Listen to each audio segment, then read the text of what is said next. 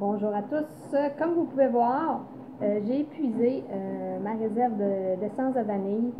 J'avais déjà fait un article pour vous montrer, pour vous expliquer la façon qu'on avait de faire les essences d'amande, les essences d'orange, les essences de vanille. Donc, je vais vous le montrer de visu. C'est sûr que ça va vous demander l'achat de gousses de vanille, qui sur le coup, on va se dire « Ah, mais c'est dispendieux », mais une fois fait, vous allez réaliser que vous allez économiser vraiment beaucoup, beaucoup, beaucoup comparativement aux petites bouteilles que vous allez acheter à l'épicerie qui vous vendent un prix de fou. Donc, on va essayer de l'ouvrir, c'est collant un petit peu. Donc, ce que vous allez avoir besoin, c'est de vous acheter des gousses de vanille. Ça, c'est des restants de vanille que j'ai déjà utilisés pour faire d'autres recettes avec la vanille fraîche. Donc, c'est sûr qu'elles sont fendues. Déjà.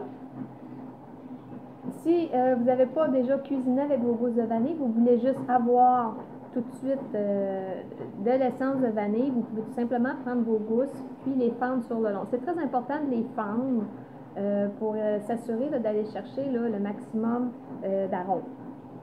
Donc, vous allez prendre vos gousses de vanille, peu importe la longueur que ça a, pourvu que ça rentre dans votre pot, vous allez les mettre à l'intérieur, puis ça va vous prendre un alcool. Généralement, on prend du rhum agricole, j'en ai pas ici pour l'instant, ou de la vodka. Moi, je vais utiliser du rhum épicé, ça change pas grand-chose, mis à part que ça donne un petit goût supplémentaire, mais qui est à peine perceptible.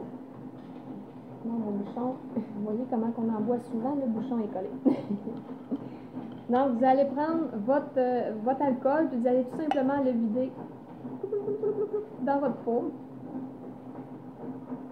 Vous assurez de couvrir toutes vos gousses. Là, je vais changer ma rondelle parce que celle qui était là est déjà pas mal capote. Il va falloir que je change la rondelle, la bague aussi. Anyway, vous mettez votre couvert, vous remettez votre rondelle. Puis vous brassez un petit peu. Puis vous laissez ça macérer là, un bon 2 semaines minimum. Moi, je dirais un bon mois avant de pouvoir l'utiliser comme essence de vanille. Ensuite, pour l'entretenir, tout ce que vous avez à faire, c'est, quand vous avez épuisé votre quantité, de rajouter de l'alcool à l'intérieur, puis à chaque fois que vous utilisez une gousse de vanille fraîche, au lieu de l'acheter, mais vous la mettez à l'intérieur. Une fois de temps à autre, parce que le pot va se remplir de gousses, on prend les anciennes gousses, puis on les met de côté, puis on en rajoute des nouvelles. Anyway, de toute façon, à la longue, les vieilles gousses vont avoir rendu tout ce qu'elles ont à rendre comme arôme. Donc, c'est sûr qu'une fois de temps en temps, on fait le ménage un petit peu là-dedans, puis on en rajoute des nouvelles, puis ça va se garder ad vitam aeternam. Tant et aussi longtemps que vous allez le renouveler, vos gousses vont se conserver. Puis vous allez avoir de l'essence de vanille là, pour vraiment pas cher, vraiment bonne en plus, qui va se conserver aussi longtemps que vous allez vouloir le conserver. Donc j'espère que ça vous a aidé. Puis pour les autres types d'essence, juste à aller voir l'article écrit sur notre page Facebook dans la section articles. C'est le même principe, donc j'espère que vous avez apprécié.